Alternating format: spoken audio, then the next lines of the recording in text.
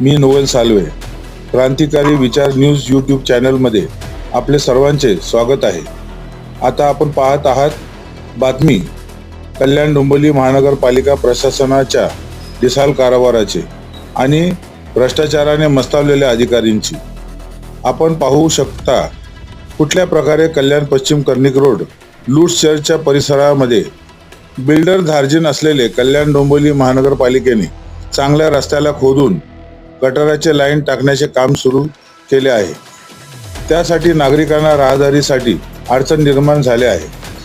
दुसरीकडे आपण पाहू शकता अनधिकृत बांधकाम विषयावर 2 वर्षापासून महापालिका प्रशासनाबरोबर पत्रव्यवहार करून त्याच विषयावर 4 वेळा महापालिका मुख्यालयासमोर बेमुदत उपोषण करून देखील आजपर्यंत डोंबिवलीच्या ज्योती विनायक म्हात्रे व त्यांच्या कुटुंबियांना महापालिका प्रशासनाकडून न्याय मिळाले नाही।